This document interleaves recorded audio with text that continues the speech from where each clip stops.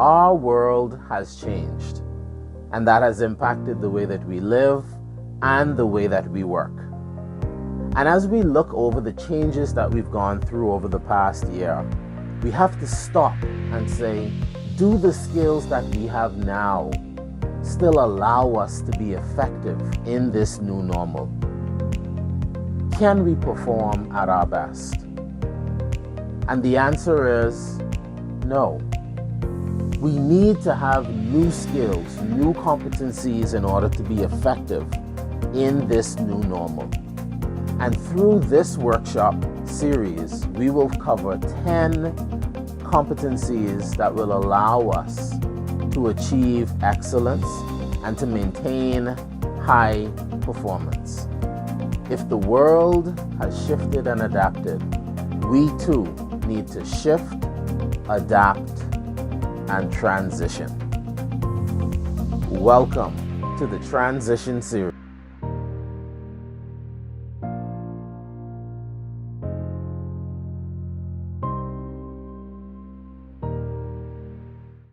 My name is Wellington Hepburn. I am the president of Wellington Hepburn International. And today we are embarking on a journey. I won't get too much into that journey because Ahmad is going to take us through that, but I do want to welcome you. I do want to thank you for taking time out of your weekend to invest in yourself. Research shows that individuals that invest in themselves are 50 to 75% more likely to be successful in the future. So don't take this as a small step forward. This is a major step forward. I want to also welcome our local and international participants. In the previous series that we did, we had participants quite literally from all around the world: Malaysia, Spain, Africa, the UK, you name it. And then we also had participants from our family islands too. So thank you for tuning in. And as we always say at WHI, as we grow together. A couple meeting guidelines that I'd like to set. So I would like to encourage you to please keep your mics on mute. We want to learn and we want to hear and absorb the information. And if you can do that, we would greatly appreciate it. Also, I'd like to note to you as a courtesy that this webinar is being recorded. It will be posted on various social media streams. So just know that this is being recorded for further education and sharing purposes. I also would like to highlight that if we do have an instance of Zoom bombing, which I don't think we should, but it did happen several months back, know that us as the hosts will end the meeting. We have all of your email information, and within 5 minutes, we will send you an email to let you know how we'll be moving forward. All right. And last but not least, listen, enjoy the session. Knowledge is power. Knowledge truly is power. And I believe that individuals that are separated from being good to great, it's because of the knowledge that they have and the way that they apply it. So take this knowledge, allow it to shift you, transition you, and make you better. Ahmad, over to you. Ahmad, I think you might be on mute.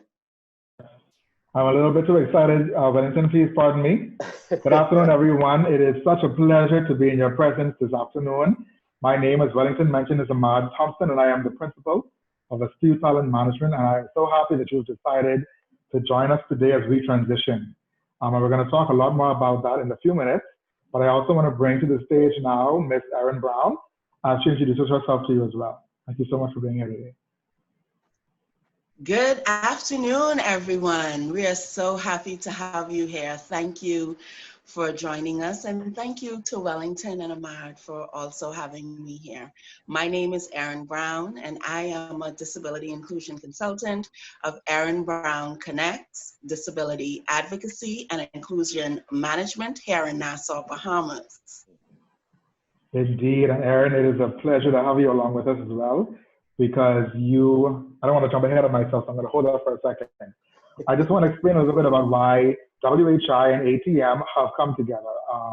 Wellington Hepburn International and Astute Talent Management are two firms in this country that share the same vision. We want to impart knowledge and we want to impact people's lives, right?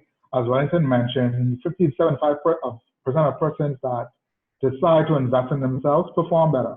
Yes. And leadership development and any level of development for self is very, very important. And both of our companies have decided that this is the best way to do that, to come together to produce something that's going to be meaningful and impactful, both to you in your personal lives, in your business lives, and into your organizations by extension.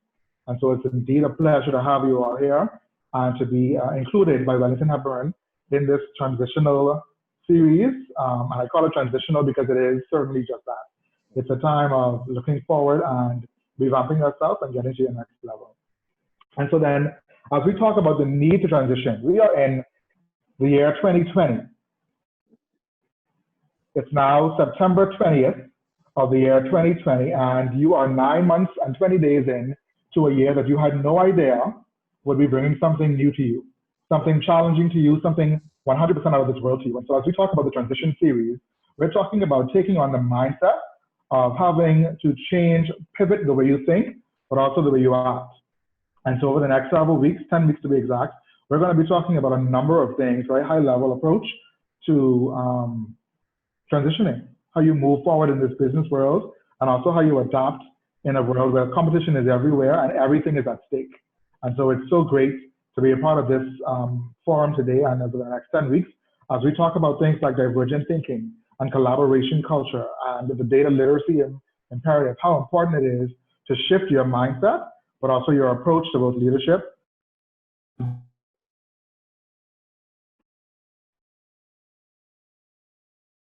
think you might be. Okay, excellent, excellent. Thank you, Ahmad. So transitioning in this period is critically important. And when we think about transitioning, one of the first things that we saw that came evident in our research is that there has to be a focus on resilience. And let me just bring up this slide very quickly. And we decided to start the series on resilience because resilience is one of those things we need this year. Individuals that are resilient, no matter what is thrown at them, can adapt, can pivot, and can change. Agree? And before we get into the interview with Erin and really hearing about her resilience journey, we wanted to level set the conversation and make sure that we're all clear in terms of what it is that we're talking about when we reference resilience. And there's a phenomenal institute. The URL is on the screen, and this is a screenshot of their homepage, called the Resilience Institute, that has done some tremendous research surrounding defining what resilience is and why it's important. They published 2 reports. These are the 2 latest versions. The one to the right is the 2020 report. The one to the left is the 2018 report, where they define resilience and they create and identify the strategic importance behind why resilience is important. So when we talk about resilience on this webinar today, this is the definition that we want to leave with you. If you have a pen and paper, write it down. If you're a social media person, tweet it, save it, put it somewhere, because this definition is important and it grounds the whole conversation surrounding what resilience is. When we think about resilience, we're thinking about bounce. How do you respond in terms of your fortitude, your toughness, and your recovery to rebound from things that are thrown at you in life? We're also talking about flow. How do you develop your talents and use your talents to turn every situation into opportunity? In every problem, there's an opportunity. In every problem, there's potential. So when we think about resilience, we're also talking about flow. When we talk about connecting, it's also how do you show respect and care for others, including nature. And a part of that too deals with emotional intelligence. And also, when we think about flow, we're talking about grow. How do you respond to change and challenge? Whether you know it or not, life will throw you curveballs, whether you like it or not. research actually shows that if you have not encountered a major personal tragedy in the past year, research shows that you have a personal tragedy probably coming within the next 3 to 6 months. And that is not to be the Debbie Downer, but that's to show you that life will throw you curveballs. So it's less about the throwing of the curveball, but being resilient and knowing how to respond to it when it comes. What's interesting about the Resilience Institute is that they've identified factors that organizations and individuals need to be aware of, whether you want to stop minimizing your resilience ability. So everything in red are things that reduce your resilience. Everything in green are things that promote your resilience. So again, as we talk about resilience, we want you to be mindful of some of these things. Apathy, disconnectedness reduces your resilience. Sadness, when you ruminate on past failures or past mistakes that you've made. However, inversely, when you have clear focus on what it is you're trying to achieve, I have laser focus on my goals. Now, it does not mean that I may not have emotional variations every day, but that doesn't change my focus. When you think about boosting your resilience, there are things like optimism, decisiveness, being assertive. So we can share this research after, but again, we just want to level set the conversation before we get into the interview with Erin. What's also interesting about the Resilience Institute is that they have an app that they've developed, and this app assesses individuals on 60 different factors that could influence their resilience. And once you go through what they call this resilience spiral, they give you a report that shows how are you in terms of your resilience ability. What is your score? What are the takeaways? What can you do to improve it? So as an actionable takeaway, if any of you are interested, you can feel free to reach out to the Resilience Institute. We don't have any collaboration or anything with them, but again, we just want to provide tools to help you be better, faster, further, longer, stronger, if I could take that from one of my mentors. And the cost of the app is $60 a year, but it might be something that you might want to look into in terms of building your resilience and allowing yourself to pivot in the middle of this new normal that we are in. All right? So when we think about resilience and when we talk about it today, be mindful that these are the 4 things that we're thinking about and talking about. All right? Over to you, Ahmad. Indeed, everyone. So, as Wellington mentioned, we're thinking about 4 things as we consider resiliency, right? What is your ability to bounce back, right? To continue with your trajectory. Although your plan has been interrupted, what is your focus? Where are you focusing your energy? How are you depending on the person that you're connected to bring you to your next level? What steps, like the one you're taking today, are you taking to continue to build upon that which you already have? I truly believe that each one of us is created to do something phenomenal. And it is that resilience that does come in, that does kick into play, that determines how well you do what you do.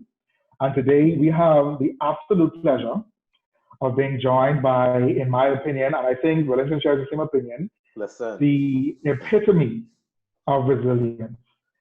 I heard about Erin Brown's story through Wellington a few weeks ago, and I was like, Wellington, stop speaking. This lady is indeed, she is the reason. She is the definition. She is the epitome. She is resilience personified. I then took a few minutes to go and just Google Erin Brown. And it is amazing. I told Erin, I've been sharing her story over the past several days, and I'm sure that I have not done her as much justice as she deserves, because every time I tell it, I get a bit more emotional, and I say a bit more than I'm not supposed to. But it is such a great pleasure to have you with us today, Erin, because you truly do embody resilience. And I hope that through this interview today and through our discussion that the persons involved will understand a little bit more about what it actually means, our role with each other to be resilient, and also to understand how we can impact our business lives and professional lives through resiliency. And so, Erin, again, welcome to you, and we're going to get started. Thank you. You just have me blushing.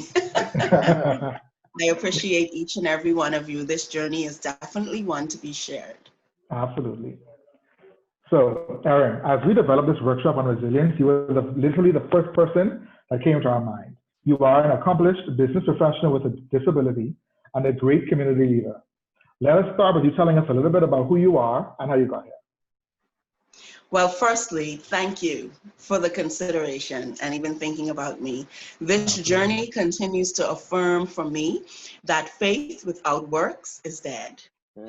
I am a representation of each of you, each of us here today, a parent, a daughter, a niece, a sister, an entrepreneur, a student, a mentor, an athlete, a professional, a dreamer, a nation builder, a risk taker, a survivor, and a person living with a disability. I am a Grand Bahamian or Grand Bahama native, the youngest and only daughter of my parents. So much of my childhood memories and friendships were made between my hometown and New Providence.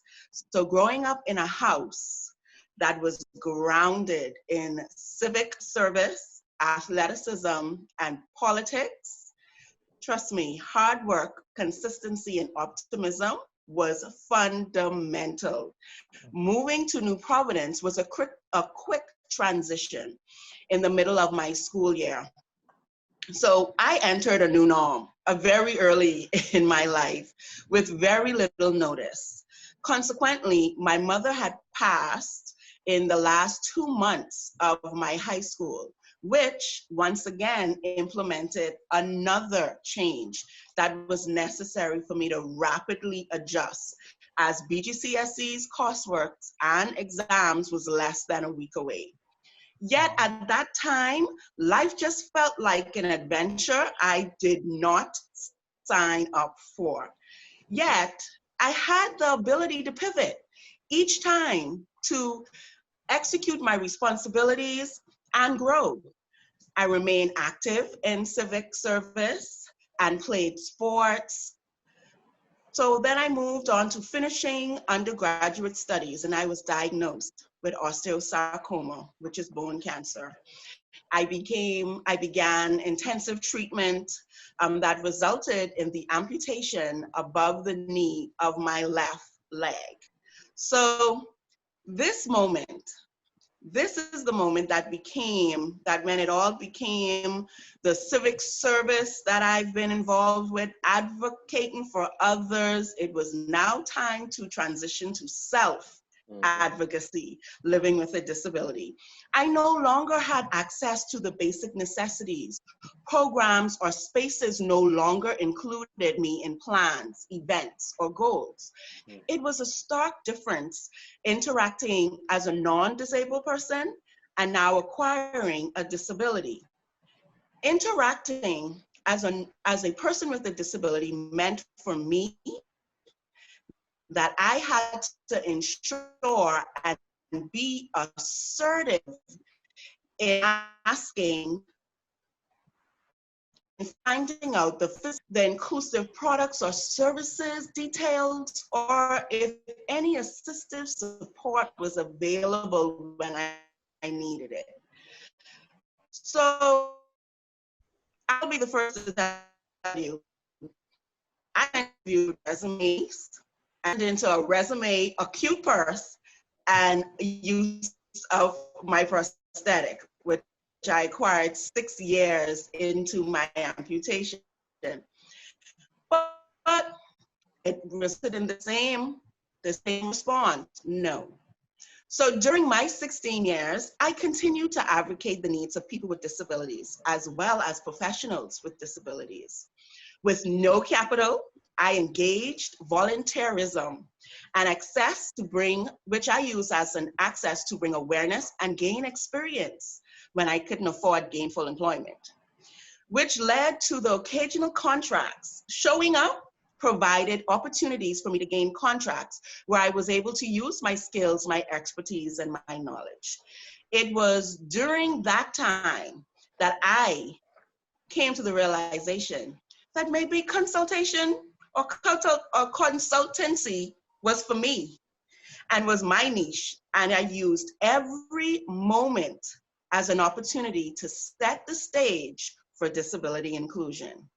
So online certifications, training courses, experiences, these were the space that I occupied during this time, presenting my authentic self with the wealth of knowledge and experience and my brand and business strategies that worked.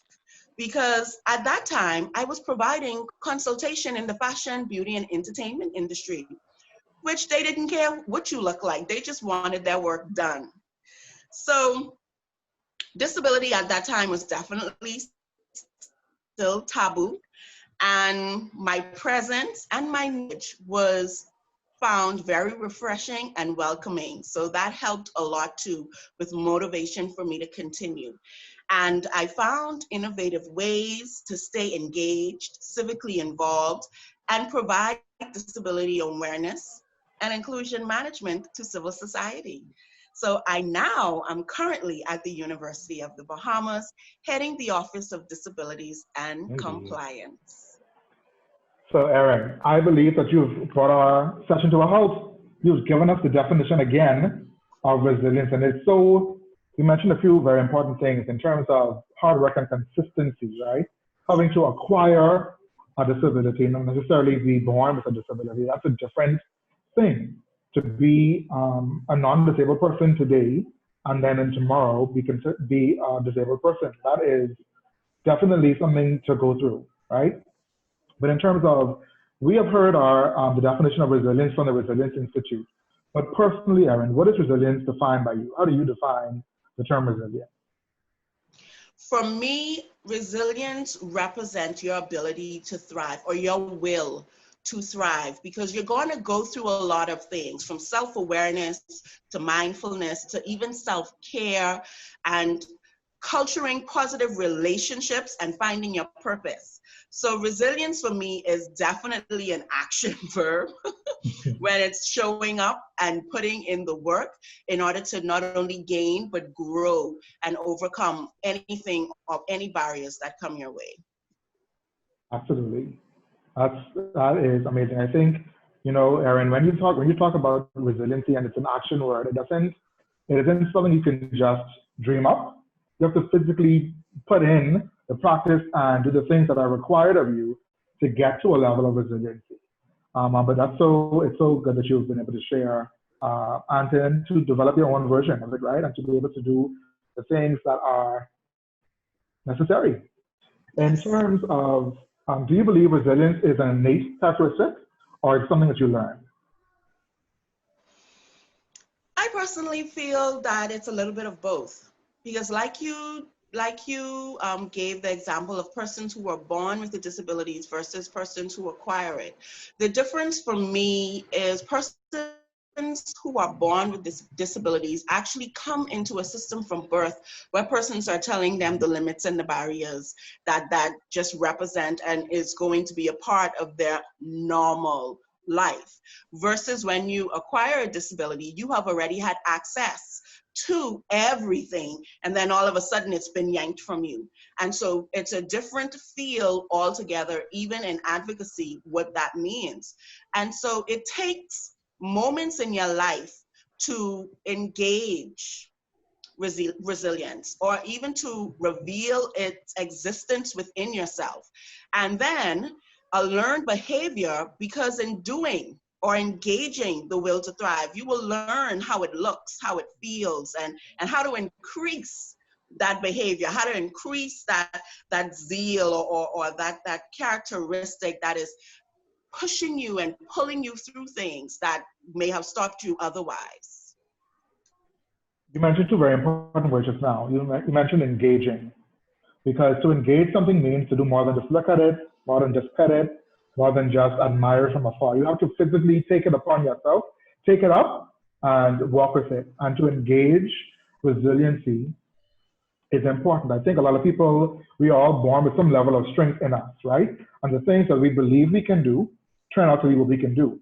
And to your earlier point about having to now face the world being yanked away from you in part, in the fact that you're now no longer a non-disabled person, you're someone who was accustomed to life with a leg, or with both legs rather, and now having to reacclimate yourself to the fact that I don't have both of my legs anymore, having to deal with all the stigma that goes along with that, having to face people that you once faced with both legs and now with one leg. So all of these things have to come in play. But who you truly are is tested in moments like this, right? Yes. Who you are at your core comes out in a moment when life is no longer what it used to be or what you wanted it to be.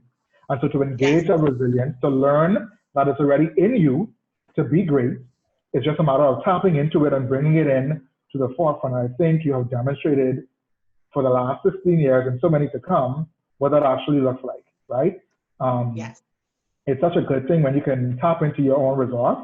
And while it could be something that's now, it could have been something that you were accustomed to inside. You knew it was always there, but you never really had a reason to have it manifested. And then look what life does. Life says, go ahead, Erin, be resilient, be great. Yes. Despite the fact that the world sees you differently now, and even you may see yourself differently. It's a great thing. That is the key, seeing yourself differently. And through all of it, you're actually tapping into resilience even when you don't know it. You may not even recognize it as resilience because you're going to go through disappointments and trials in life. But what I find for me is now your self-awareness, who you are, what you represent, because society is going to tell you how to look, how to dress, how to smell, what to do, how to do it. But that does not necessarily represent who you are as a person. You get to define that. And living with a disability, for me, it allows me to define that every day. No one gets to define it for me. I define that. Indeed. And that's very important. I believe, Erin, that we as human beings put ourselves in a position to allow the definition somebody else has put on us, or the curse that they've put on us, or the things, the damnation they've put on us, to take effect in our lives. So when you literally decide, no, I'm going to speak to what it is that I want to see happen for myself, that's when the resiliency kicks in. That's when you can decide, despite what I've gone through, despite what you say or she says, despite even what you say, you can go ahead and still make that situation turn better for you. That's amazing. Yes. So Erin, how important do you think resilience is as a professional skill in operating in this new normal and in the business environment? Absolutely necessary. As I shared, life is designed to take you on an adventure that we definitely did not expect. Yet, we understand that this is the design. We have to understand that this is the design of growth. And yes, it's uncomfortable, it's tiring, it's exhausting, and feel near impossible. Yet, if you do not show up, you have already set yourself up for failure. Mm-hmm. The ability to turn or use fear as fuel will keep your pathway lit no matter what comes your way. Yes. Absolutely. Oh my gosh. Listen, I was sitting here, Erin and Ahmad, and I'm like, Wellington, don't talk. Ahmad's going through his questions, don't say anything. So now I gotta say something. I can't be quiet the whole time. You know, this business of resilience is just, it's key. You know, individuals that are resilient can survive anything. You know, it's about the whole concept of adaptability and being able to pivot. And even the Resilience Institute, they said that when you build your resilience, it creates what's called strategic agility. And when you get that agility, no matter what comes at you, you can survive it. You know, a question that comes to my mind though, Erin, is when we think about disability inclusion in general, is disability inclusion in general something people need to embrace or accept? You know, how has this impacted your ability to remain resilient over the last few years? Yes, so disability inclusion is a way of life for us all. It is a we discussion. It is a us, we, not them over there. It's for all of us. And we will all experience a disability throughout life, whether temporary or permanent. So being able to receive or to live our 70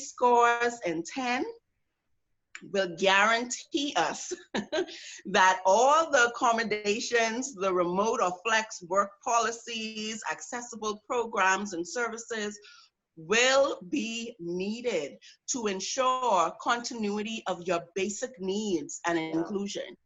And so the whole conversation about disability inclusion, access and inclusion is a human right. It's just not a disability thing. It's just not a marginalized thing. It is a human right, and we must start to address it from the beginning, from the onset of any idea, product, or service. We must ensure that it's accessible and inclusive, because disability comes in a blink of an eye. And it's about being ready. It's about being 100%. ready. Always being ready. Yes, wow. You know, I have a saying, stay ready so you don't have to get ready, right? You never know what life is going to throw at you. You never know what's going to come your way. And I believe that the mindset that you adapt, the thoughts that you allow to enter into your space, the people you allow to influence your decisions and influence where you act are going to show up when it is that you have to act. And I always give an example in my training session. If it is that you wake up in the middle of the night, it's 3 a.m., your lights are off, you're groggy, and you have to use the restroom. And you get up and you buck your big toe on that bedpost. Yeah. The words that come out of your mouth in an instant are who you truly are at your core. And so if you holler, hey, Jesus, help me, Lord, then that means in you is that Jesus, help me, Lord situation. Yeah. But if your first word is, oh, I can't finish the rest of the Holy Sunday, then you know who you are. In moments of stress, your resiliency or lack thereof is going to come up. Yeah. Your fight is going to manifest itself. And I believe that what Erin has said is that despite the fact that life has dealt me a completely different card, and in such a small period of time, having to move from Freeport, having to lose my mother, having to graduate from high school, having to start college, having to lose my leg, give birth to children, be a mother, be phenomenal, be like all of these things could only have currently been manifested if it is she had them, in her core from the onset. Yes. But Erin, in terms of the journey that is required, right? How have you used your journey to affect change in the community? I use my journey by being present and accounted for. Honestly and truly, to me, that is the most fundamental thing that I use to change my community. I do not hide in my house. I do not stay hidden when I'm wearing my prosthetic. It is not something that I hide. It's not covered. And this is a personal choice. And this is not something that if a person decides to do that, it makes them any less. No, it doesn't. It's a personal choice of mine that I have made the decision to be visible. I've made the decision to represent and be accounted for because representation matters.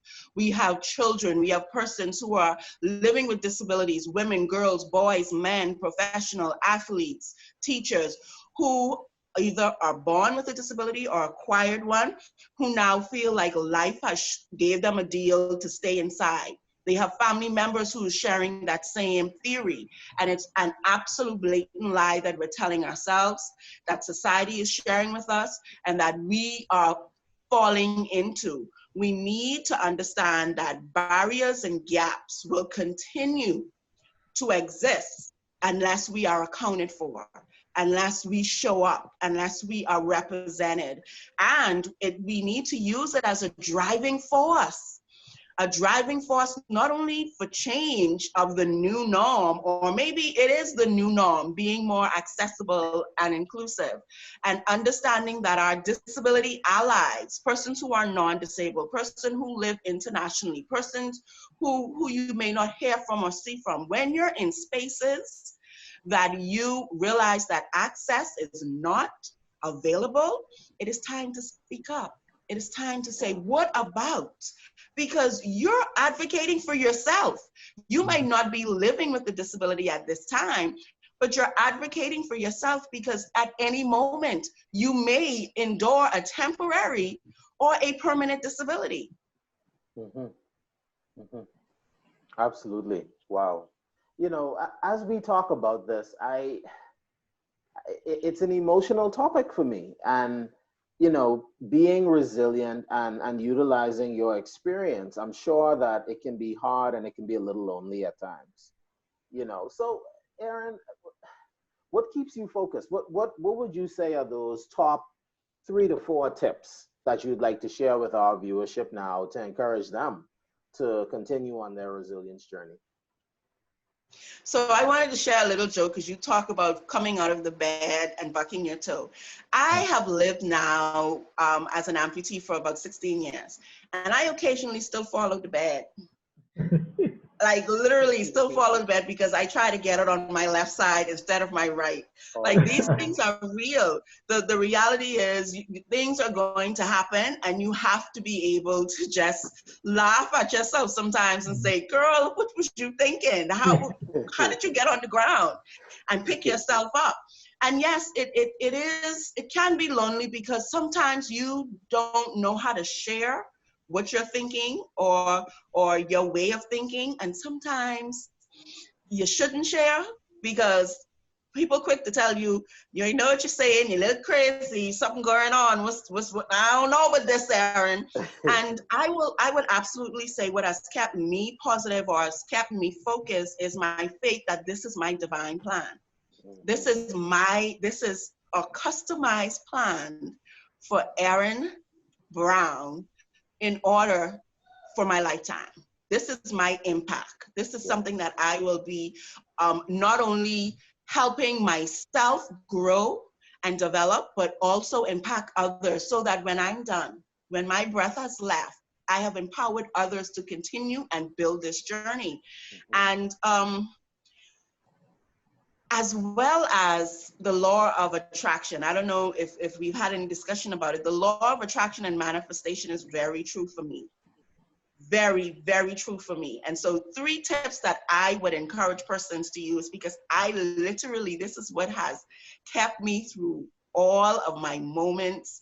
And the rest of the moments, I just rest. I rest and reset very easily. I'm gone. And I take rest.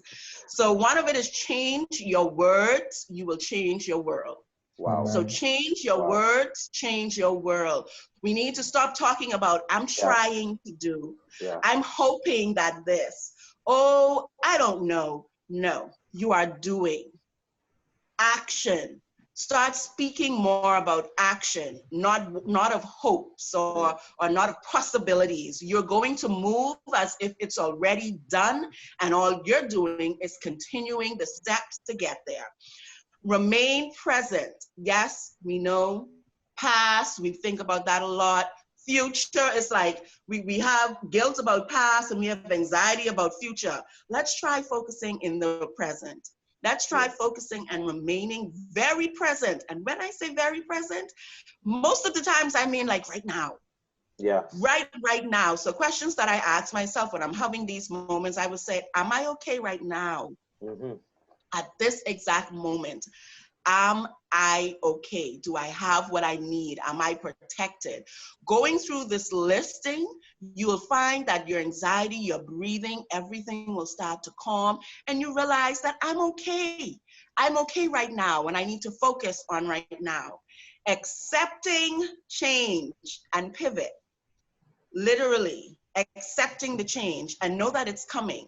Yes. Know that it is coming, and when it comes, you are ready to robo-dope, you are ready to duck, you are ready to rest and reset, accept it, and pivot. Yes. The last thing I would say is know that you're enough. Know that you're more than enough. Know that everything that you give, you deserve.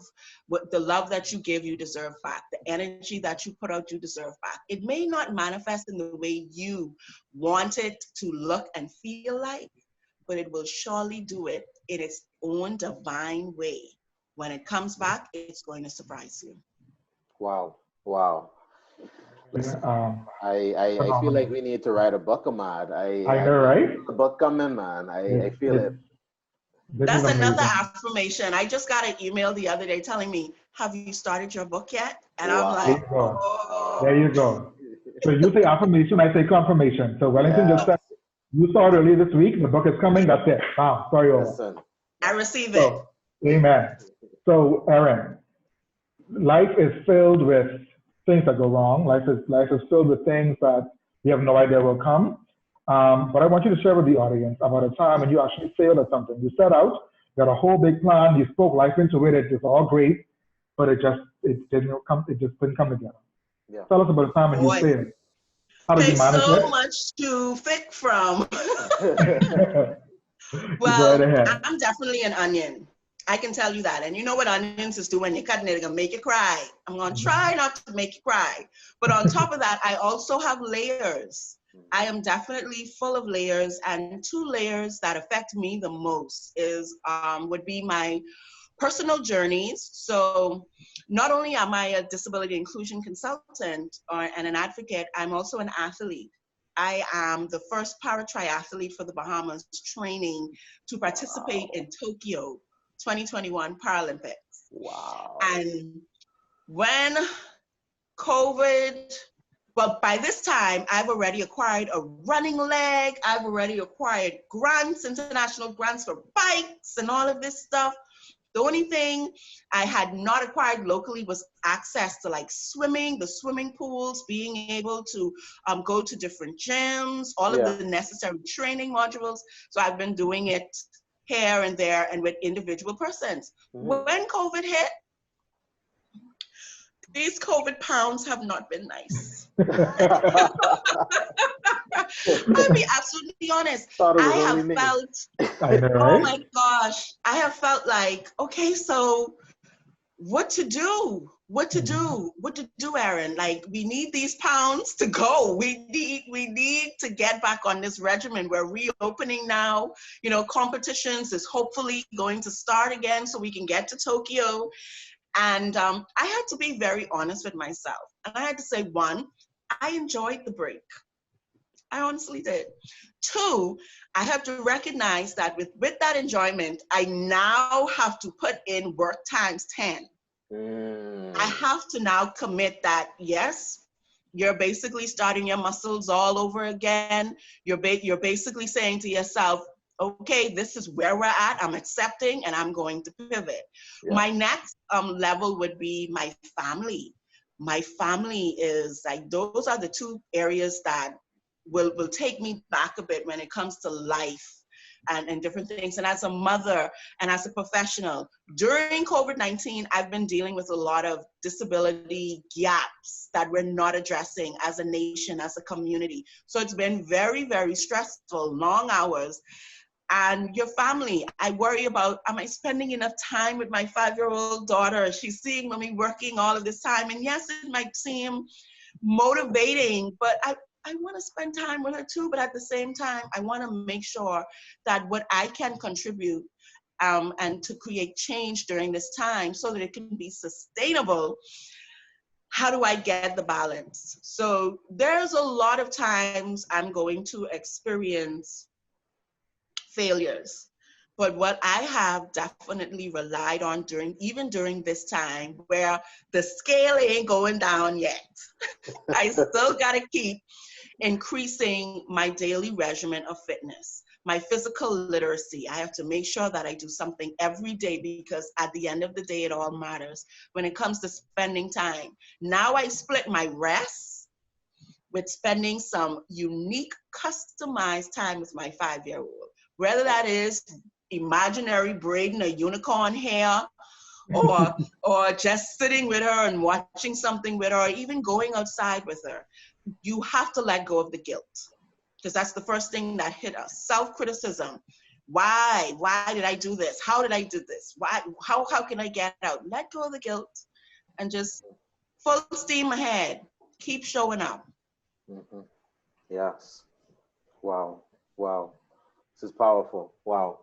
Okay. Powerful. statement, Wellington. Yeah, I am literally trying my best to sit down and not dance around this room. So let us continue. Indeed. Let's continue on smartly. So one thing I forgot to mention in the beginning, apologies, is that as we go through our webinar, please feel free to drop any questions or comments in the chat. I see that Georgette is leading us with a question, but now we are in our Q&A segment, and Ahmad's going to lead us through any questions that you have. You can put it in the chat, or if you wish, you can raise your hand, and then Ahmad will allow you to unmute yourself and get your question answered. So Ahmad, Absolutely. over to you. So Georgette's question is here, and it's the first one out of the group. And like Wellington mentioned, please, you can feel free to either unmute yourself at the respective time, or you can type your response in the chat, or your question in the chat rather. And so Erin, Georgette says, part of being resilient is to stay focused and to refocus. Sometimes this happens to the point that you are constantly staying prepared. How do you balance this by managing self-care, rest and reset by engaging in activities you enjoy without thinking that you need to be focusing on your next goal? So I guess the question in long and short is saying, how do you stay focused, but also as you're focused, rejuvenate yourself without focusing too much on the next thing you're focused on? Well, Georgette, for me, I enjoy what I do. I realized that I think I accepted when I received my amputation. I went to those interviews and I wasn't getting the yes to work for somebody. I literally pivoted into working for myself by becoming a consultant. So I created a new norm for myself, a new way of being, a new way of roles, and how do I want to impact. I redefined my role. And so within that, I enjoy it so much. Most of the times I have to say to myself, okay, Erin, take a break, interact with some other person. You know, I have to. So what I've done is I've created days that focus solely on certain things, because now, along with what I've been doing for the past 16 years, being at the university also includes inclusive education. So now creating spaces and policies and support and adaptive training for our administration, our lecturers, our students, giving them the ability to pivot in real time and to access education as all other students are assessing it. And so I had to now say to myself, certain days I do certain things. Throughout the day, I now schedule breaks, because I can get in and I'll be typing and multitasking and multitasking ain't really all what's cracked up to be. Because you'll be doing a little bit too much when you multitask. Yeah. So you want to make sure that you are focused on a certain thing, and that will means you're not going to answer some phone calls. You're not going to be able to respond right away. But know that when you do respond, you are fully present in order to give those individuals you're interacting with your full attention. So I hope that helps. Indeed. Thank you so much for that, Erin. We have another question coming in from Mr. Jonathan Hanna. How do you stay motivated day to day? While I'm generally self-motivated, there are definitely days when I don't feel the drive to do much, especially during COVID. Yes. So I will give you, let me share with you when I was training for the marathon, to do the marathon here, Sunshine Marathon, and I got up 3 a.m. 3 a.m. You're welcome, wow. Georgia. 3 a.m. for training. And that alarm went off, and I be sitting there going, girl, what you doing? Who wants to do 26.2 miles? How you figure this even make, like, I had all these, a whole conversation with myself, 3 a.m. in the morning. And what made me or encouraged me, say 3 a who? The roosters ain't even croaking yet. Trust me, I know. And what allowed me to continue to get up is I thought about the persons who are home. Remember I said representation matters. Who are at home, who are thinking of all the reasons why they should stay inside, all the reasons why they shouldn't put in time and development into themselves. I realized and recognized that my journey was designed that I need to I need to show proof. I need to enable persons to realize what is possible. And everything is possible. And so I had that dialogue with myself every morning until it wasn't even a dialogue. 3 o'clock, I used to beat my alarm. And I had to get up 3 o'clock because my son, who's 17 now, was a little boy. And if I didn't get mummy time in, when it's time to get them ready for school, mummy time was out the door. So it was also me saying to myself, I'm worth it. I'm worth it to put in time into me in order to get this goal accomplished. So what Erin has said then essentially is, she stays motivated by telling herself, by instilling in herself that she can, that she's worth it, and that anything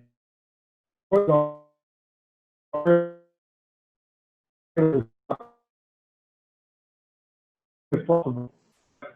3 a.m. That's a goal you've set, you put on your vision board, you told your significant other, your mom, your grandmother, someone, what your next goal is. But the words that come out of your mouth say, man, 3 o'clock so early. Lord, it could be so drafty outside. Lord, they robbing you now on the road, you can't go exercise no more. I can do it when I get up from work this afternoon. Man, I look good. I don't need to put on this shirt no more. The things that you say affect what you've seen in your vision, what you set in your goal, right? And then what you see after what you said is what you've manifested. Because your words have power. You've spoken life into whatever you decided you wanted to see. And so by speaking into your fact that you were going to be too tired at 3 a.m. in the morning, it was going to be too drafty, it was going to be too cold, it was going to be too this, too that, you didn't get up to go 3 o'clock in the morning. But Erin is saying to herself, I am worth it. Everything is possible. I can do so. I encourage you, and so does Erin, to speak life into whatever you decide you want to do. Don't speak down to yourself or to your circumstance. I'm starting to preach, so I'm going to stop and get to our next question. Forgive me. We have a question from Donnell Davis. That goes back to the tip, change your words, change your world. Yeah. Yes, exactly. Exactly. And Dale has said, your perception is your reality. That is exactly the truth. Whatever you speak, whatever you believe, you cannot do anything more than you believe you can. That's the bottom line. But I'm going to go to this question from Donnell quickly. And it says, great presentation, Erin, you are an inspiration. Thank you for sharing your story. What are some tips for employers to demonstrate sensitivity and empathy for employees with disabilities in the workplace that honors their independence and humanity? So we don't want to take away from the fact that this is still a human being, but what can we do in the workplace to make it so that they feel a part of our organization, included? Okay, well, definitely in the workplace, there's 2 layers to business and workplace etiquette per se. There's the Disability Act that is enacted from 2014 that speaks to workplace environment per se. Every 100 employee, one must have a disability, must be an employee with a disability. And what that does is that ensures or encourage persons to hire, to look in your workforce for professionals with disabilities, because they exist, and we exist with a wealth of knowledge that's going to make that difference inside your business.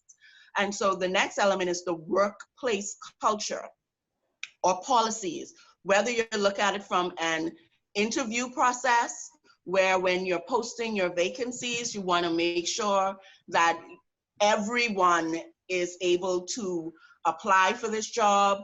When they come to the interview, whether they're a wheelchair user, they're blind, they're deaf, whatever their disability is, know that their skills and their experience is what should be the paramount or the priority.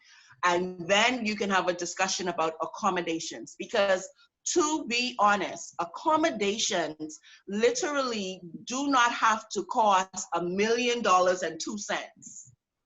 It can be as simple as automatic doors that you possibly already have. If you have a multi-tier floor, more than likely you're using an elevator, making sure that your elevator is maintained so that if that individual is not working on the ground floor, or even shifting that office space, making sure it's on the ground floor, making it more accessible for the individual that needs to use it. workplace culture onboarding wise, you want to make sure that when you're introducing your now employee to their team, that the team and everybody recognize that this is a teammate first before disability. It's a teammate with a disability. Yeah. And therefore, your interaction is not solely about the disability. The roles and the duties and the responsibility that is given to this new employee or your teammate will be executed. It may not be executed in the way that you deem necessary or the way that you currently do it, but it will be done. Be open to that. Be open to that and be mindful that we're living in a society that you may be the HR person today doing the interviews as a non-disabled professional. And then tomorrow you wake up and you have to use a wheelchair or you no longer can see. Wouldn't you like to still show up to work? Yes. Because you still have your knowledge, you still have your skills, you still have your expertise. And now you have an additional benefit of providing a different and accessible and inclusive way of doing that job so that more persons, more individuals are able to come in and impact change and policy within that organization. That is something that you've given us all to think about. I think we go about our lives very regularly, very often, as business as usual, right? You see, and I'm guilty of this, and I want to confess to you that I've done it in the past. I'm very, very sorry, and I promise I won't do it again. Where you are, whether you either park in the disabled spot or you think about it, like you're thinking like, man, ain't nobody coming to kind of time. I just want to run in and run back out. I'm going to right inside again with a little piece. They ain't coming to Kentucky. They're going in the drive-thru. They're not going to come here. We act as though the decisions we make are going to affect somebody else, right? But it's important that we understand how everything we do affects someone else, right? Yes. Your decision to be resilient or otherwise affects someone else, right? But I want to take this last question that came through from Podesta, because we are in a time of family and we want to keep to our time. It's almost 3 o'clock on a Sunday. We want to make sure you get back to your family dinners and to your Netflix shows and everything. So Podesta says, Erin, we always hear about prevention education. Is there a disability prevention education component? How do you encourage people to prevent this from happening as opposed to telling everyone to prepare for disability, which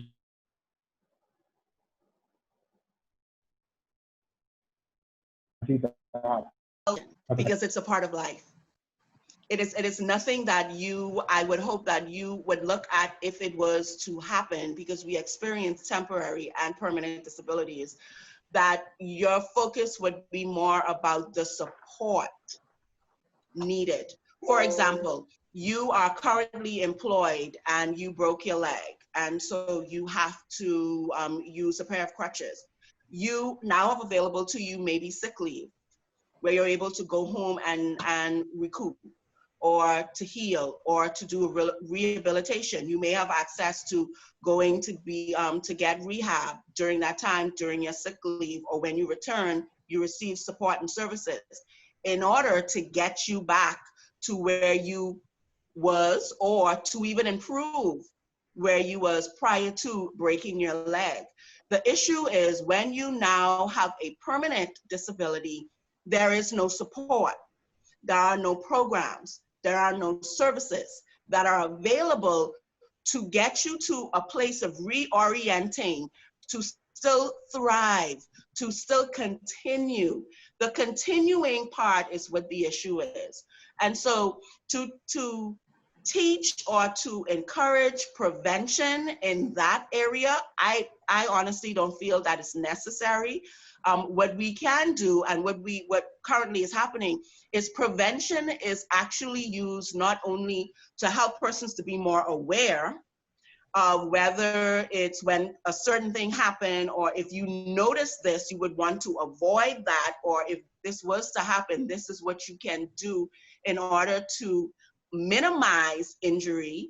Those type of conversations are still warranted, but if you want to tie it to disability, I don't feel that it would be a worthy conversation per se. Because at the end of the day, like I stated, if you live your 70, you can't prevent that. Your eyes are not going to work. Your ears are not going to work. Your knees are not going to work. We are a muscle which will fatigue. So what we need to do is make sure that support, services, products, infrastructure, policies are put in place. So when you wake up and that happens, you move forward. You continue to define how and what you do. I hope that helped. So, in terms of resilience, we've seen that, and I think it says Marlena. Marlena has written to us essentially the presentation in words, right? We've all spoken at some point about the power of words. Change your words, change your world. We've spoken to the fact that what you speak into the existence is what you manifest. And Marie, I want to get your name right, Marlena, thank you so much for that insight, because it's the truth. What you decide to allow the COVID-19 circumstance to do for you and to you is all on you, right? When you let your resilience shine through, it will happen. When you decide you're gonna buckle under the pressure and you're not gonna be able to do certain things, then that's what's gonna happen as well, right? So Wellington, how are you feeling right now? What's going through your mind as my gosh, taking all of this information? we must be synced. Listen, I have so much that I want to say, but what's resonating with me is that this is a skill that I want professionals to have urgency surrounding. We have to learn how to be resilient. Guys, I don't want to take up too much time because we do have a case to get into, but when COVID-19 hit, I remember some of the individuals that come to me for coaching and that I mentor. We were talking about some stuff, and there was a general fear surrounding COVID, and there still is. And some of it's valid, some of it may not be. But I remember saying in that moment, I'm like, we can't influence that. So why don't we do something that we can influence? Why don't you invest in yourself? Why don't you spend more time with your family? You've been talking about how you've been wanting to exercise for a year. Why don't you, instead of being crippled by fear, why don't you enable yourself and be resilient and do something? So as I hear us talk about this, I'm just thinking about so much, because it literally has the ability to change your life if you get this message. Yeah. And if I can add really quickly before we move on one nugget that is very important, because we're speaking about COVID and pandemics and disasters and emergencies, right? For years, and I like to use the word eons, because disability has been here from before it even had a word. Our community have asked for remote working, flex work, online, everything that we are currently engaging, that the competent authorities of our nations are saying, we need to move more towards curbside, virtual planning and platforms and this and that. These are the things that our community with disabilities have been begging, demanding, pleading. And it amazes me and persons like us when we see within a period of February to we're now in September, this shift was like, whoa, this shift came. Yeah. And it came because non-disabled person deemed it necessary because it was something that they needed to use more than people with disabilities. Instead of looking at it as this is what we need to have sustainable, accessible, inclusive nation spaces, strategies, policies, so that despite disasters, emergencies, we're able to continue as business as usual. And so I just wanted to give that insight, because everything that we're experiencing, being told you can't come out after hours, you can't go there, you can't do this, you must do it this way. These are the conversations and the statements that people with disabilities have lived and are living with to be able to sustain themselves within this world, this global world. So yeah, it's time. It's time to take the steps to make sure that we're living sustainably through disability inclusion, which includes all of us. Indeed. Yeah. Absolutely. Yes, that's so very true. Wow, wow. Okay, so we are now going to switch gears. We're going to take a very short 5-minute break. And during our 5-minute break, we have some live entertainment for you. So we have Donato Hepburn, who is actually my brother, but he's a very, very amazing spoken word and just creative artist. So we have Donato who's here to share a spoken word piece with us. Donato, you are up. Are you there, Donato? I am. Hello, everyone. Can everyone hear me? Yes, Indeed. we can hear you and we can see you. Awesome. Awesome. Well, I was definitely enjoying the presentation so far. And I just want to first off congratulate Ahmad, Erin, and Wellington. Well, I'll use my affectionate term, O'Neill. Just thank you guys so much for putting together all of this. It is absolutely astounding. And I think there are going to be many, many takeaways from this presentation. So again, thank you guys. Indeed, indeed. And what I will be doing today is a poem called Resilience. So I hope that you guys enjoy this. And if you do have any questions or anything afterwards, please feel free. She rises early with invigorated hope and retrieves a pen to pen the next great story. She stares upon a screen, unseen and unrecognized by many, her own personal allegory. A blank page falsely mirrors her convoluted thoughts as she strains to string together words dot by dot. Words fail to proceed. She refuses to concede. Her story struggles to take seed. She will succeed.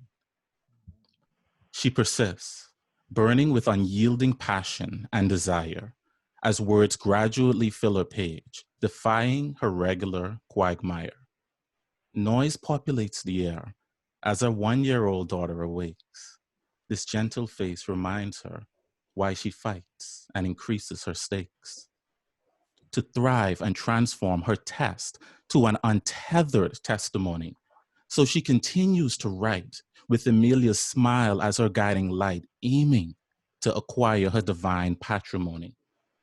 Rejection after rejection ensues, but never does hope she lose. A last message she checks. With eyes closed and heart ready, her vision does not waver. Thank you, ma'am. You are not an apt fit for our publication, she reads, and some may say, hard to savor. She closes her laptop as the morning sun begins to illuminate the turquoise-tinted sky. But her journey does not end here before she extols her goodbye. She gets dressed, grabs her keys, and leaves to go to work. Though her job differs from her passion, she outstrips each colleague and performs with no quirks. Emilia motivates her to thrive and inspires her unmatched drive. So day in and day out, our heroine works to acquire her dream. For some, her path may appear awry, but that's only as it seems.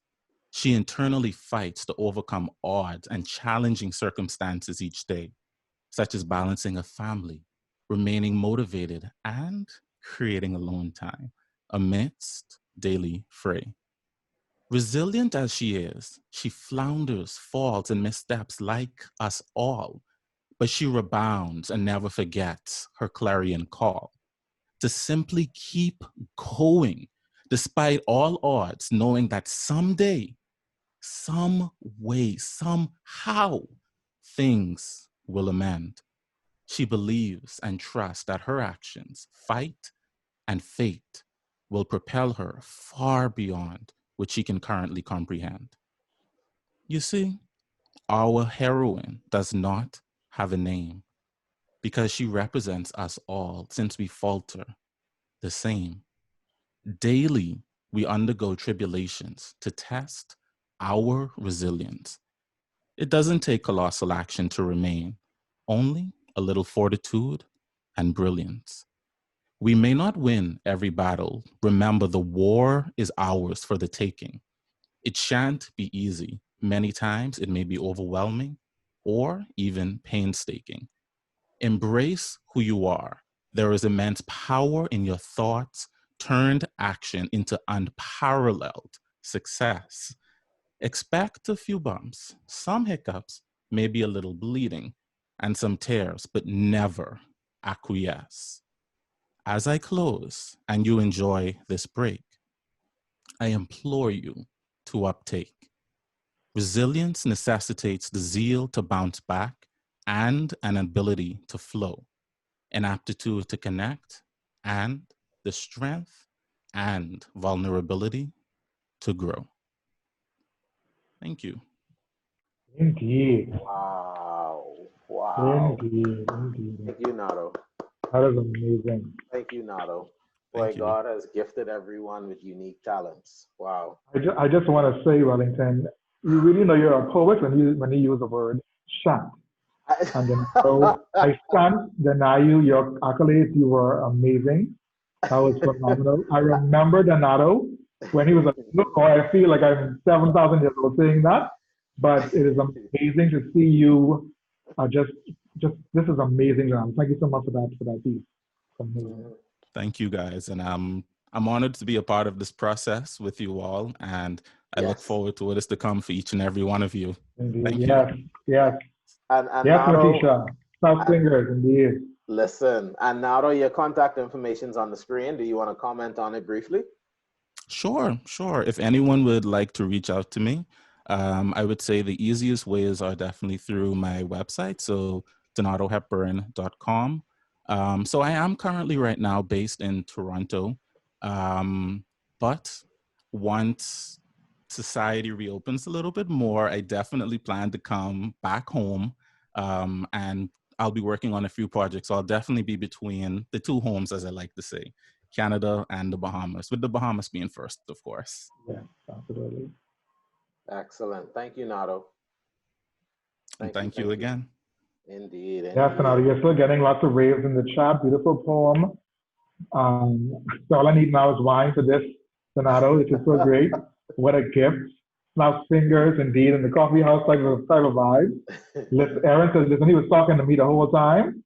That was very nice. Great job, Donato. Great job. Thank you so much again for your time. Yes. And that beautiful piece. Mm-hmm. Thank you. All right. So now we're going to transition into our, no pun intended, although that would have been a really good one. We're going to transition into our case study.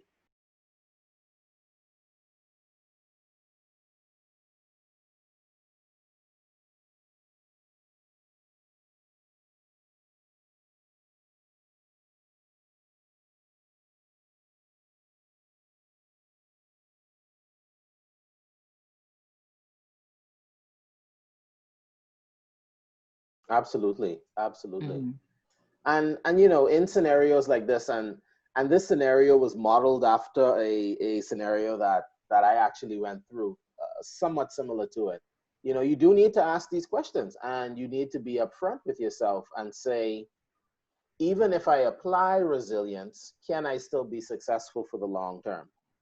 Because it's better to identify if you need to make a major decision point or make a major change at a particular juncture than to pursue it, knowing that you won't be allowed to really be successful.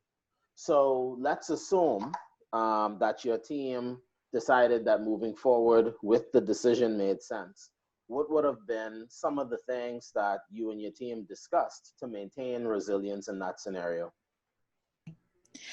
So one of the things we discussed in our group was the importance of flexibility, I should say. Mm-hmm. The importance of remaining open-minded, because Sometimes, behaviors, we have a little stereotype about us that we're really resistant to change. Yeah. And so we have to ensure that we remain as open-minded as possible. And we receive as much information as we possibly can about our new roles. That was also an initial reaction that popped up about, with the first question was that, why wasn't this information communicated to me a bit more closely? It seems kind of sudden from the case study, especially as a fellow member of HR. You would think that, hey, HR, we are often the quote unquote first to know. Yeah. So, the kind of feeling, a bit taken off guard by the information, but just getting as much information as you possibly can, remaining flexible and open-minded to change, and being able to communicate the need for support and for additional information to your superiors, and keeping the lines of communication open. Those are some of the things that we talked about in our group. Okay. Wow. Excellent. See, that's why you was first. Indeed. Thank you very much. You're welcome. Thank you as well. Yeah, excellent. So group one, your team lead, would you like to share?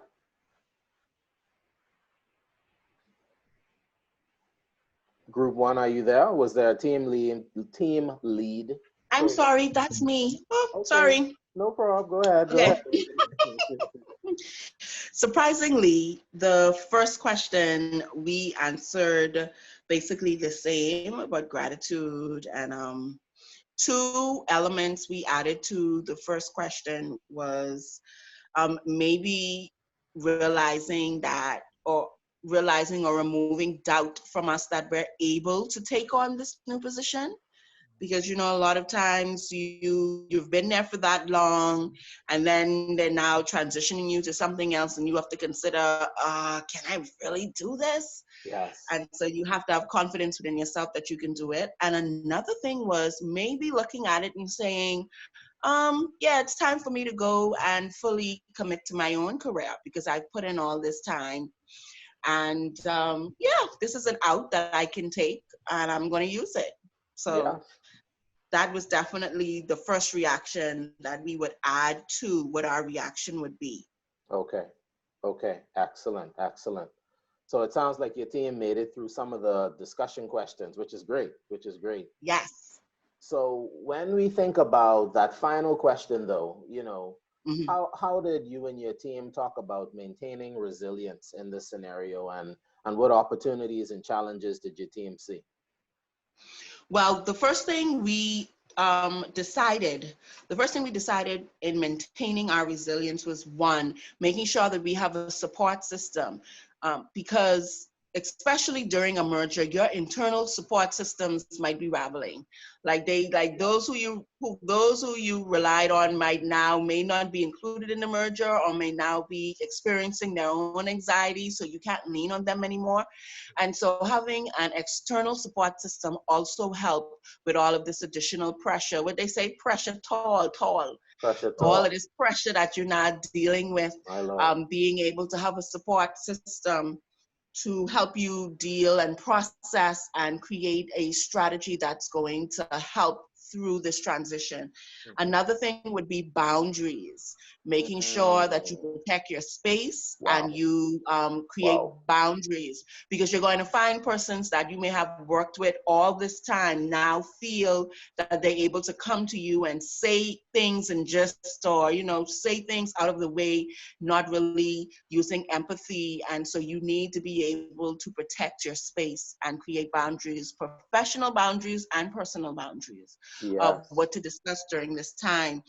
And so the opportunities, though, that our team revealed was, during mergers, even though you're not kept and being the lead on this to tell your team, you can also discuss how during this time, as HR professionals, we encourage each other to improve your skill, continuing education, making sure that you build upon the foundation or acquire some new skills or new knowledge to be able to move and shift in different areas.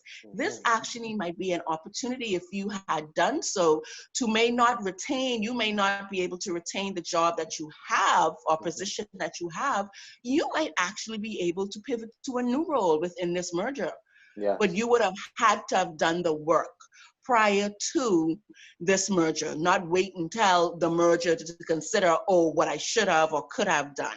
Yes, yes. Listen, All right. wow, there's wisdom in the multitude. You know, Indeed. I wanna comment on something which you said about boundaries.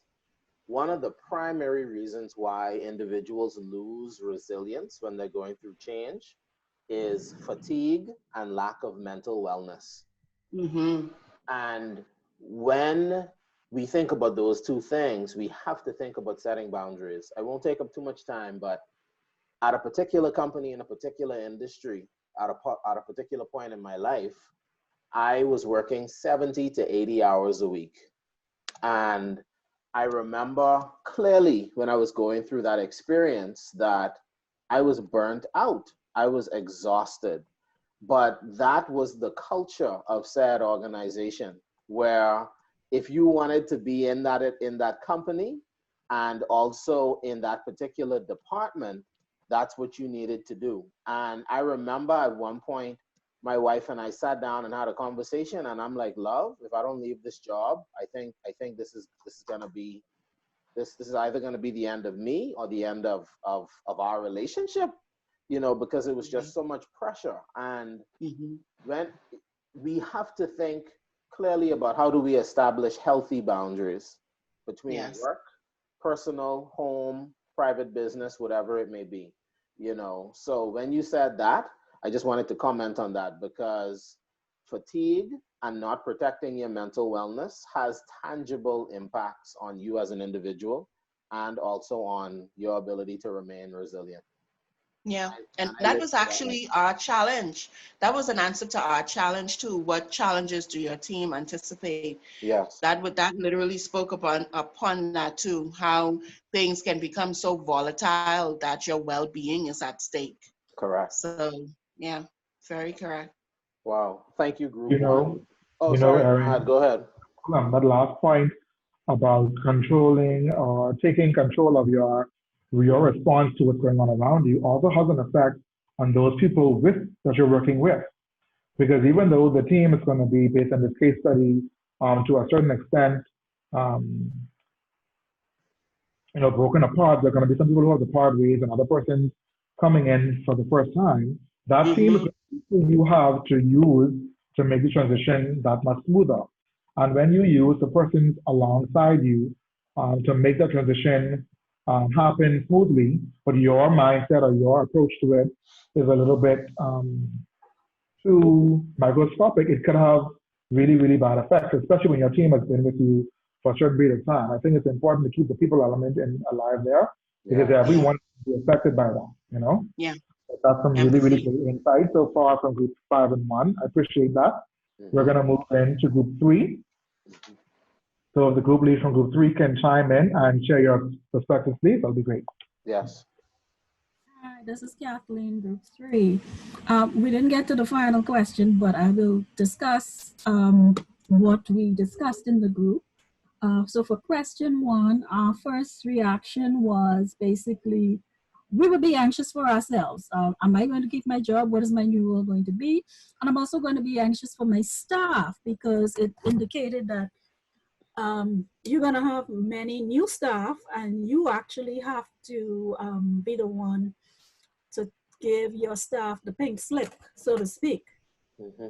Indeed. So that's an issue. And then also just generally mergers and acquisitions can be challenging because especially if you're coming from 2 separate companies and merging, you don't know which culture is going to dominate if you have to develop a new culture.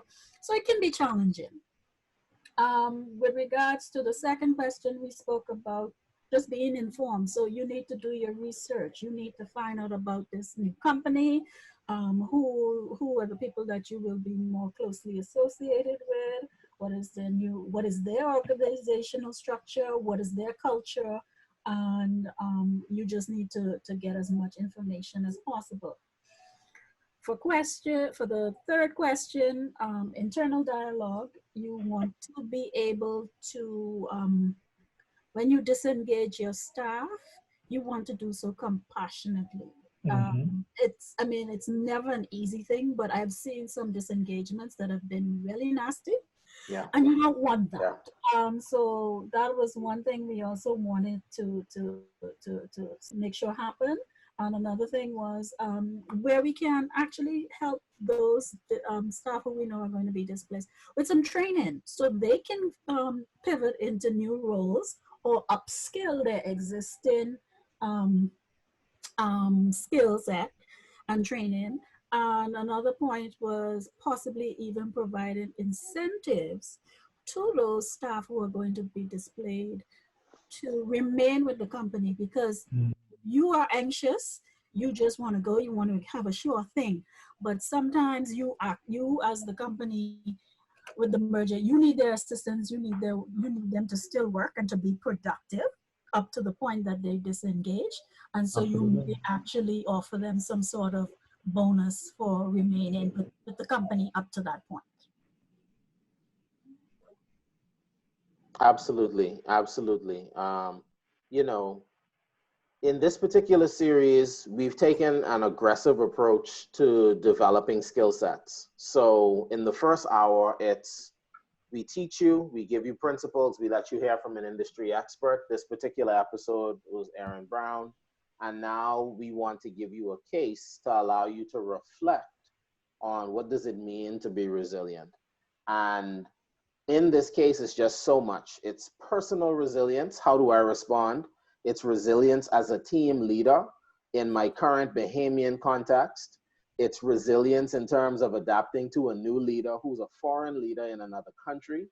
It's resilience in terms of navigating team members that exist in another country.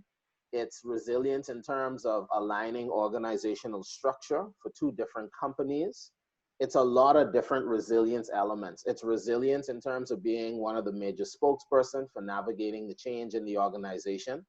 So we hope that this allowed you to reflect on resilience in a lot of different lenses and help you think about some of the practical steps and tips that you could do and could apply when you come to a scenario where you need to exhibit resilience. Unfortunately, because of time, we aren't able to hear from all groups, but we wanted to hear from some of you, and we hope that that was value adding.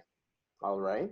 So now I'll hand it over to Ahmad, who will summarize some central themes from today's webinar. Indeed. Good afternoon again, everyone, and thank you so much for your feedback. Groups 5, 1, and 3. It's important that as we talk about, we discussed today in the conversation about resilience. Resilience is something that we've learned it's both innate and it's a learned behavior, because there are things that you are born with, but you don't actually realize until you have to, or until someone has tapped into it for you. And resilience, as we realized today, as we learned today, is something that we all have. And sometimes our life circumstances dictate that we demonstrate it. And sometimes we tap into it ourselves by making conscious decisions to let our resilience take effect. I just want to encourage you, as we talk about, we brought it to the workplace towards the end, that every day resilience is necessary.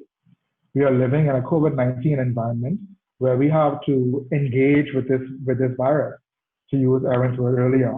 And engaging with something is more than just, like I said earlier, petting it up or coasting it along. It's actually making relationship with this particular thing or this particular someone to create a better way forward. And as you attain and focus on resiliency now for your teams in your workplaces, whether you are an HR professional or not, maybe you're an entrepreneur, maybe you're an aspiring HR professional, maybe you're just a business leader or just a regular employee, you have the ability to impact change in your operation by showing resilience, by being heartfelt, by being compassionate toward others, because there are going to be conversations like these that we saw in the case today, where there are going to be companies that fall out.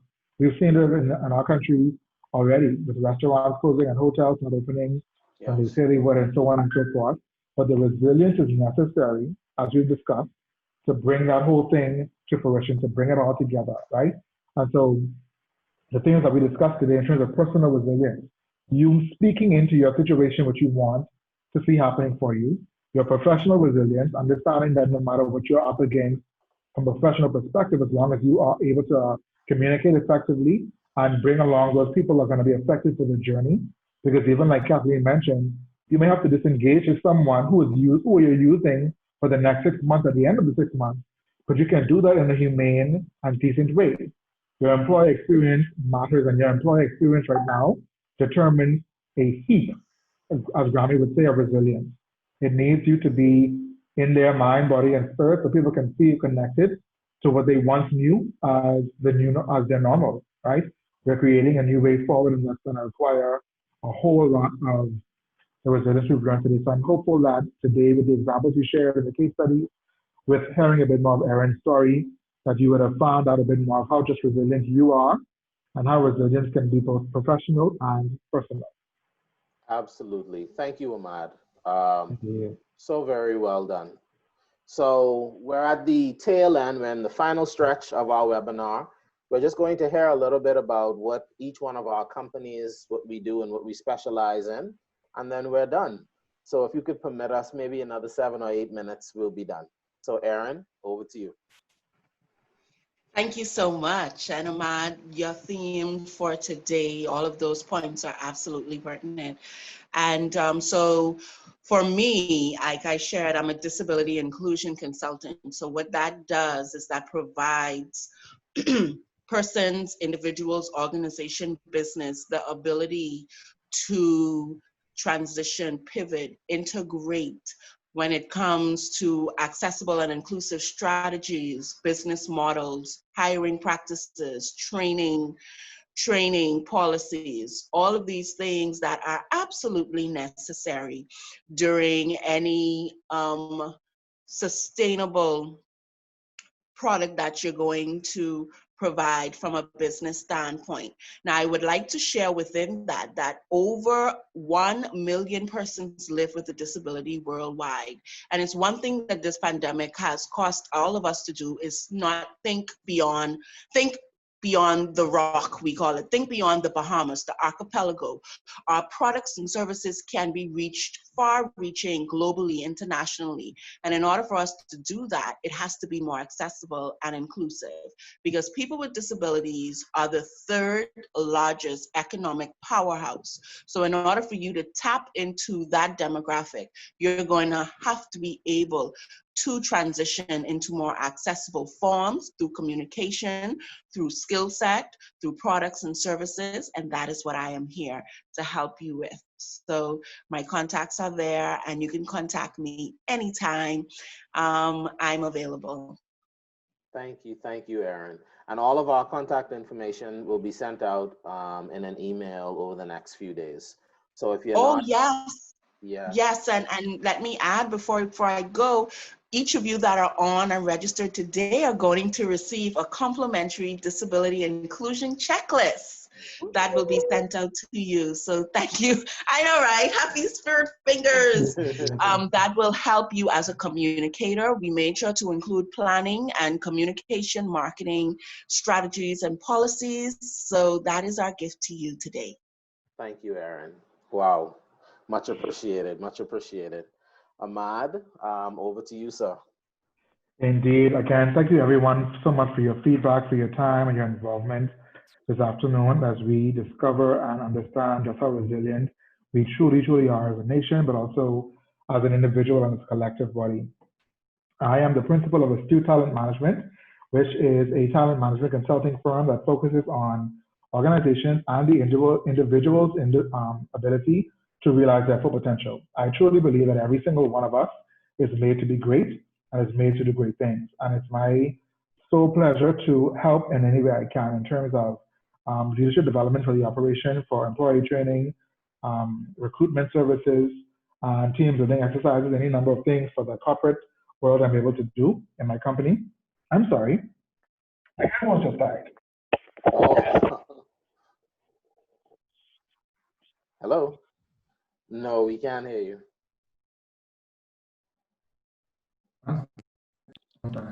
Okay, no problem. Go ahead. We can hear you now. Okay, great. So yeah, I focus on the corporate, but also the individual. So individuals who may need help with resume and cover letter design, you may need assistance with interview sessions, being prepared for those. for your own leadership development, you can let me know. I'm happy to assist in any of those areas. And my contact information is also listed here on the business card attached. So feel free to follow me on any one of my social media channels, Facebook, Instagram, or LinkedIn, or send me a WhatsApp. I'm happy to help you. That's it. Yes. Thank you, Ahmad. And I'm last, so I think most of you should know who I am, but I am Wellington Hepburn. I'm the president of WHI, Wellington Hepburn International. And right now we do personal development. We facilitate workshops, speeches, a little bit of coaching and mentoring, and just a variety of skill development activities in the community. Listen, Ahmad said it, and I believe Erin also supports the same view. It's about being your best self. And the motto for WHI is as we grow together. Guys, I can't express in words how what I know, I want all of you to know and more. Someone said to me a couple of days ago, he was like, Hepburn, I see what you're doing locally and internationally, and I want to be like you. I said, no, don't be like me, be better. Let me teach you everything I know and be better, and I am willing to help you. And that is the motto of WHI. In the interest of time, I'll touch on a couple other things. We have certificates that are for sale. So if you wish to commemorate your participation in this particular episode, reach out to us. Each certificate is $4.99, and we can get you that digital certificate via email. I also want to highlight very briefly that WHI is in the process of writing 2 books simultaneously. Someone just thought, where does he find the time? When I find the answer, I will let you know. But the first book is Cultivating an Agile Mind, and we've come up with a proprietary model called the R5 model. So this book will be available on Amazon. If you're interested, you can avail yourself of it next month. I also had the good fortune of getting Bridget Hyacinth, who's one of the larger HR leaders internationally, to read the book and give a forward. So shout out to Bridget for that. And then last but not least, Ahmad and I would like to encourage you to attend our next event, which is on October 4th. So the first skill set in the transition series is resilience, but a very close second is execution. If you have a pen, write this down.